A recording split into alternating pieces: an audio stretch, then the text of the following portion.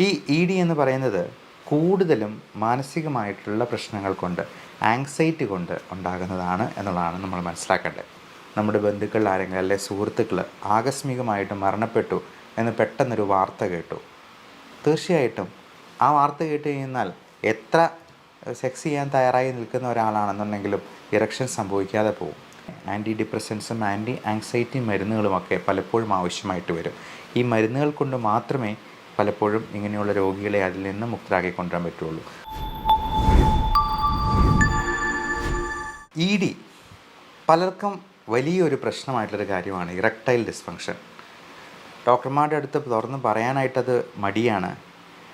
ഡോക്ടർമാർക്കും അതിനെ അഡ്രസ്സ് ചെയ്യാനായിട്ട് ഒരു സങ്കോചമുണ്ട്. എന്നാൽ ഡോക്ടർമാർക്കും രോഗികൾക്കും ഈ ഒരു കാര്യം ഇതൊരു ലക്ഷറി അല്ല, നമ്മുടെ ബേസിക് ഹ്യൂമൻ റൈറ്റാണ് എന്നുള്ള കാര്യം മനസ്സിലാക്കണം. നിങ്ങൾക്ക് ഇഷ്ടമുള്ള ഒരു സുഹൃത്തിനെ പോലെ സംസാരിക്കാവുന്ന ഒരു ഡോക്ടറിൻ്റെ അടുത്ത് ചെന്ന് ഇത് വ്യക്തമായിട്ട് പറഞ്ഞ് അതിന് വേണ്ട ട്രീറ്റ്മെൻറ്റ് ചെയ്യുക തന്നെ വേണം.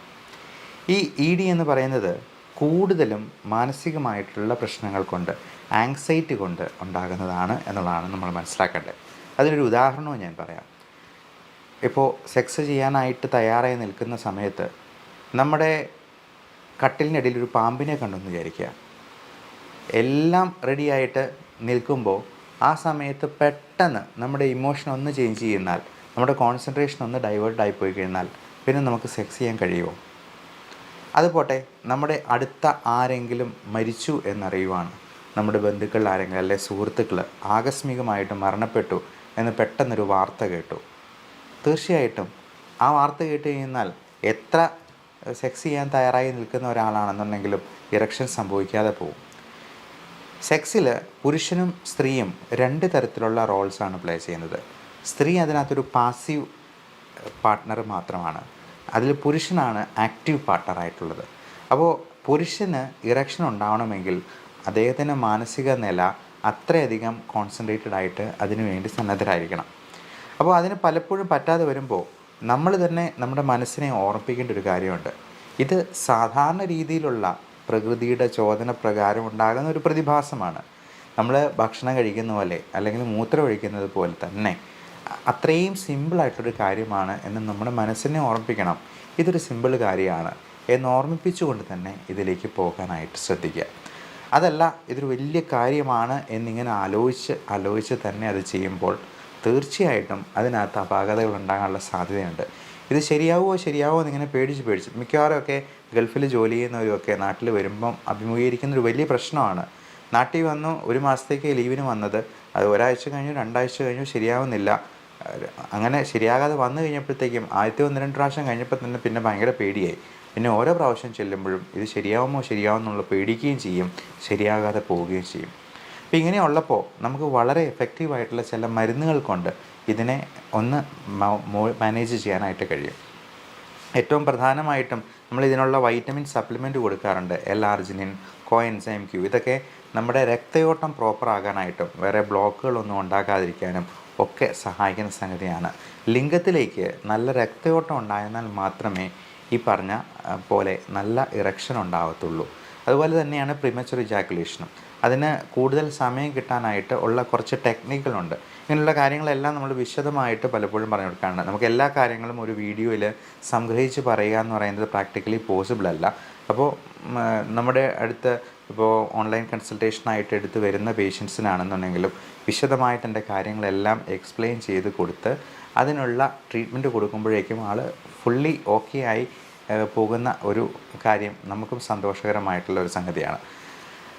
അതേപോലെ തന്നെ ഇതിൻ്റെ പേരിലുണ്ടാകുന്ന ചൂഷണങ്ങൾ പലപ്പോഴും അശാസ്ത്രീയമായിട്ടുള്ള പല മാർഗങ്ങളിലൂടെയും രോഗികൾ ഇങ്ങനെ സഞ്ചരിക്കുന്നുണ്ട്.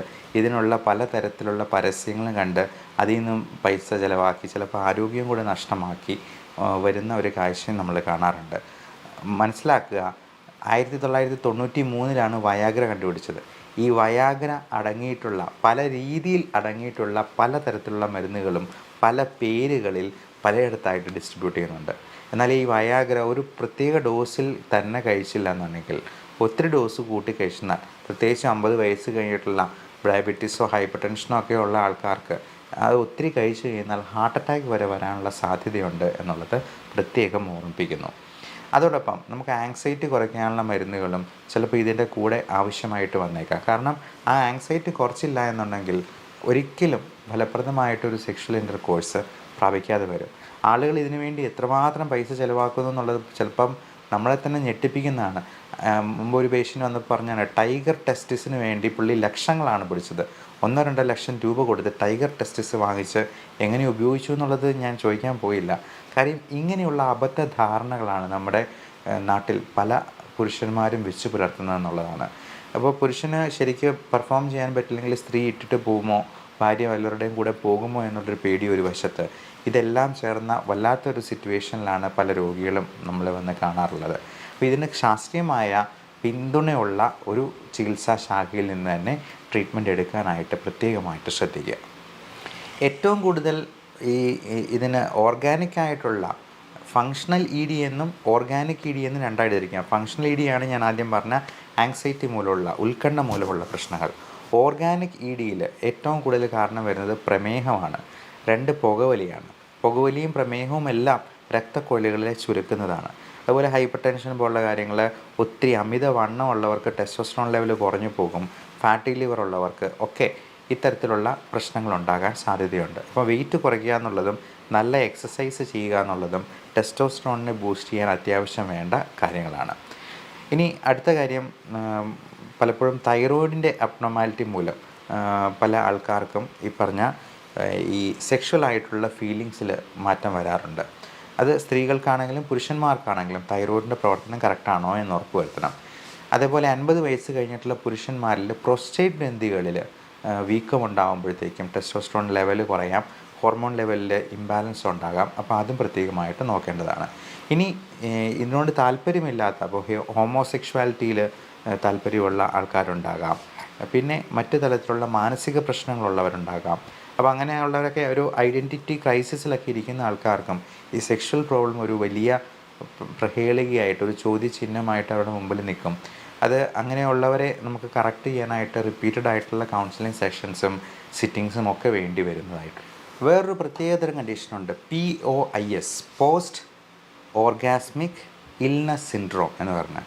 അതായത് ഓർഗാസം, രതിമൂർച്ച സംഭവിച്ചതിന് ശേഷം, ഇജാക്കുലേഷൻ സംഭവിച്ചതിന് ശേഷം ഭയങ്കരമായ തലകറക്കം, തലവേദന, ഭയങ്കര ക്ഷീണം, എണീറ്റ് നിൽക്കാൻ പോലും പറ്റാതെ വരുന്ന അങ്ങനെയുള്ള പല കണ്ടീഷൻസും, നമുക്ക് പോലും അറിയാൻ മേലാത്ത പല അസുഖങ്ങളുമൊക്കെ ചിലപ്പോൾ നമ്മുടെ ചുറ്റുവട്ടത്തിൽ തന്നെ ഉണ്ടാകാം. അതിന് മറ്റൊരു പേര് പറയും ഡാറ്റ് സിൻഡ്രോം എന്ന്, DHAT സിൻഡ്രോം എന്നുള്ളത്. അപ്പോൾ ഈ ഡാറ്റ് സിൻഡ്രോമും POIS ഒക്കെ നമുക്ക് ട്രീറ്റ് ചെയ്യുന്നത് കോഗ്നിറ്റീവ് ബിഹേവിയർ തെറാപ്പി വഴിയും, അത് സൈക്കോളജി കൗൺസിലിങ്ങിൻ്റെ ഒരു ഭാഗമാണ്. അതേപോലെ തന്നെ ആൻറ്റി ഡിപ്രസൻസും ആൻറ്റി ആങ്സൈറ്റി മരുന്നുകളുമൊക്കെ പലപ്പോഴും ആവശ്യമായിട്ട് വരും. ഈ മരുന്നുകൾ കൊണ്ട് മാത്രമേ പലപ്പോഴും ഇങ്ങനെയുള്ള രോഗികളെ അതിൽ നിന്ന് മുക്തരാക്കി കൊണ്ടുവരാൻ പറ്റുള്ളൂ. ഇതിൻ്റെ സൈഡ് ഇഫക്റ്റിനെ കുറിച്ച് നിങ്ങൾ ഒരു തരത്തിലും പേടിക്കേണ്ട. കാരണം ഇതെല്ലാം പഠിച്ചിട്ടാണ് നമ്മുടെ രോഗിക്ക് പ്രശ്നമുണ്ടാക്കുന്ന ഒരു മരുന്ന് നമ്മൾ തരുന്നത്. നമ്മുടെ റെപ്യൂട്ടേഷൻ തന്നെ കളയുന്ന ഒന്നാണല്ലോ. അതുകൊണ്ട് ഡോക്ടർമാരൊരിക്കലും അങ്ങനെയൊന്നും ചെയ്യില്ല എന്നുള്ളത് മനസ്സിലാക്കുക. അപ്പോൾ ആ ഒരു ട്രസ്റ്റോടു കൂടി ഇതിന് ശാസ്ത്രീയ പിന്തുണയുള്ള ഒരു ചികിത്സാ ശാഖ തന്നെ തിരഞ്ഞെടുക്കുക. എല്ലാവർക്കും നല്ല ശാരീരിക മാനസിക ആരോഗ്യം ആശംസിക്കുന്നു. Love and regards, doctor Bipin Jose.